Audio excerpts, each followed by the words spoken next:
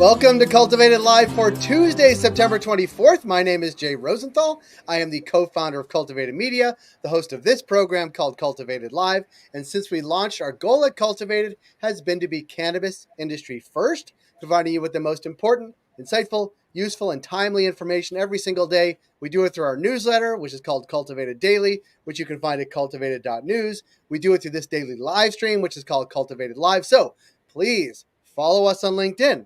Subscribe to our YouTube channel, and most importantly, get our newsletter in your inbox every single day at cultivated.news. Every week at some point, I am joined by LJ Dawson from the Outlaw Report. She's the editor-in-chief. She covers what is happening in DC, Maryland, in Virginia as well. LJ, welcome. Thanks for having us again, Jay. We're happy to start the week off. I love starting the week with you, at least on Tuesdays, because I think DC, Maryland, Virginia are interesting markets because Maryland is already there, adult use and medical. DC is on this interesting path as well with a medical program, but also a pretty good history or a long history in the cannabis realm of Virginia, which we actually haven't talked about in a long time, which is sometime on the horizon, hopefully sooner than later. But we always get good details from you, LJ. And there's been a couple of things we've been following over the past couple of weeks. One is certainly enforcement against gifting cannabis shops in DC.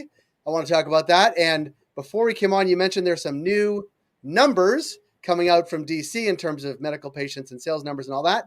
Can we talk about those two things? Yeah, absolutely, Jay. So, we're obviously always looking at the sales numbers every month that come out that are published by our medical program, just to kind of see if there has been any change. DC's market has not been doing well ever since Maryland. It never did amazing gangbusters, right? We're talking millions of dollars here, not even tens of millions ever as the total program revenue every month. But obviously after Maryland legalized adult use and all the medical facilities there were able to turn on and just turn around and do adult use, that impacted our market. And we also have the fact that we have gifting stores that were operating in the gray area here that was also impacting our legal market here in DC. And so every month we're keeping track we're not biased, but of course we want our market to do well, right? We want any market to do well. So every month we're waiting, kind of fingers crossed, to see if this will be the month that, something turns around in the DC market, because we have just been really struggling for any growth, for any patient growth. And we've been losing patients, losing revenue pretty consistently, especially since Maryland came online. And what did we learn in, I guess, in August numbers, because we're in September. So what does August say? Yeah, so August, it wasn't all bad, but it wasn't great, right? So we had a little bit of rise in sales, a little bit of an improvement over the summer numbers that were happening. And we had, most importantly, an additional 600 patients served in August. So that's all good. But I mean, this is a microscopic is the word I used to say, describe it as a positive, microscopic positive growth, right? We are seeing more dispensaries that are new come online. This is just a few right now. So, you really hope to see, if there's a half dozen new dispensaries that have come on, a significant increase in numbers. And we've actually not seen anything that reflects in concert that kind of increase to the number of businesses that are increasing. And the patient numbers are, we keep track of total number of patients that are registered and then total number of patients that are served. And we've increased since March. Our patients served in August increased from March by 2,000, over 2,000. So that's really exciting, right? But for some reason, we're just not seeing a reflection in the sales numbers, right? We're not seeing an insane increase. And that could be that DC is kind of going through a price regulation where it was a little overpriced, and maybe they're seeing that they're going to have to price these products lower. So we're not seeing it in revenue and total revenue. But we're still seeing every month there's a patient expirations for registration, and every month we see 3 months out every report that comes out. And for the last year almost, we've seen almost 3,000 plus pending patient expirations by the end of the third month that we're looking at. And DC has a little over 20,000 registered patients. And we know all those people are not going to be renewing. Those could be Maryland patients or people that were in DC but have registered as Maryland, can go to Maryland now for adult use. And now they will not be renewing. Even though it's easy, they just don't see the use of renewing it, right? So we saw our first enforcement, to go on to the other part, starting this month in September. So, we saw August numbers and it's not all bad. It's not really good. But we're really waiting to see the next report come out to see if there has been an impact from this enforcement that has finally started getting stores padlocked.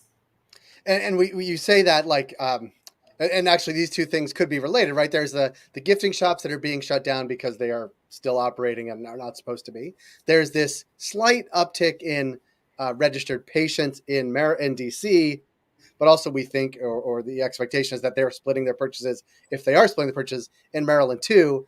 And while I think the medical market in DC is cheering the sort of crackdown, if you will, on gifting shops, they haven't seen this massive influx of new patients coming to their shops.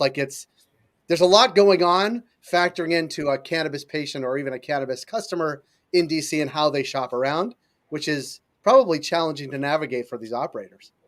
Absolutely, Jay. I mean, I think a lot of the operators that have come online early, especially starting in May, are really frustrated because they're trying to attract these patients and they're just not having great luck. And there's ideas being thrown around about how to improve registration, because you still have to register to buy weed, right? You still have to be a medical patient. But to be fair, the regulatory agency and the government has really done a lot to actually make it easier for these patients to register. It's almost, no problem compared to other processes. Excuse me. We're still getting over a summer cold, late summer cold. So yeah, I think, there's only so much these shops can do, and without enforcement that is taking away a part of the market that's dragging people away from the legal market, we're not going to see them have any success in getting these patients. Yeah, it's a tough spot for DC operators, certainly the medical market, as there's a lot going on, right? A very competitive neighbor in Maryland. To say it's close by is undershooting it. Like, some people live literally within walking distance of a dispensary just across in Maryland. Plus these operators in DC, which are pretty popular, the gifting shops. And yes, the crackdown is happening, but it's not complete. And so they're in this sort of in-between spot. And actually what we talked about, I don't remember if it was last week or the week before, that the number of cultivators in DC and processor manufacturers has seen no spike over the past year. So the product diversity that's on the shelf is not there. It's a tight spot if you are a medical operator in DC. And while there seems to be some positive movement, it's probably not happening fast enough to make a measurable difference month over month necessarily. Absolutely. And Jay, part of that is, there was a lot of excitement and build up to the padlocking of stores, but we've only had 4 stores padlocked. They're averaging 1 to 2 stores a week. And we know, because of recent legislation that came out, that the regulatory agency has a list of 200 unlicensed, illicit, gray market stores. And they have a new regulatory website map that they've published, and the agency, despite me asking them for the last 3 months straight, finally publicly acknowledged the number that they think has closed indirectly due to enforcement action, right? So that could be that someone got a warning letter and they actually were like, okay, we got it, we're out of here. They said it's only been a little over 30. So, we have 30 shops that closed, 4 that have been forced to close. That's 34 out of 200 potential stores. So, it just gives you an idea of how slow the process is, and people are still just saying this is a joke. We can't wait anymore. The medical operators, part of the reason you're not seeing any cultivators and manufacturers come online is a lot of market blocks and roadblocks, but it's also some of them are scared, right? They don't see the market as thriving. A lot of people don't see the DC market as a place that is thriving, that's healthy, that they want to get a business up and going immediately as fast as possible. Yeah. And if they close 1 every week, times 200 weeks, it'll be next May by the time they're all shut down, and by then they will have reopened, right? It is what I think was happening in New York was, they really, certainly New York City put an emphasis behind it, closed a lot all at once. the incentive to operate a gifting shop in this case wasn't there, and so they closed down. And it did have a measurable impact on New York City's market, but DC has not been rapid enough. I mean, my take on it has not been rapid enough. If this is the enforcement they want to take, then they ought to actually take it, as opposed to being, my word, sort of half-assed about it. Yeah, absolutely. And, we've seen a few funny things the past weeks too, such as someone that was closed literally posting a sign that gives to people a number to text if they need services. So it's like, this really is not being taken seriously. And then in addition to that, I have friends who live above dispensaries that were not real dispensaries, that people are literally coming and knocking on their door asking for weed. And I mean, you can imagine how frustrating that is for someone that's just like, I live here, I don't trap here, So I think we're still seeing a frustration from the community. We're still seeing a frustration from the legal operators. We're still seeing a frustration from the entrepreneurs trying to enter the market. And it's like, New York is facing some roadblocks on like what they already did. Like there might be some negative blowback on that, but no one can argue with them actually being successful in shutting shops down. Whether the city pays the price for that in the future might be true, but right now DC is trying to walk this line, but the market's paying the price for it right now. Yeah. LJ, it's always good to connect with you, even if the news isn't always super bright. But I do, the deep insight you have on DC, on Maryland, and Virginia is important, both for our audience and your audience. So if you actually care as much as I do, and as much as LJ does about the DC, Maryland, and Virginia markets, I encourage you to get their newsletter in your inbox every week as well. Also follow us. We love that as well. But also LJ joins us every week to talk about what's happening in those markets. So LJ, thanks so much for your time this week, as last week, and for next week too.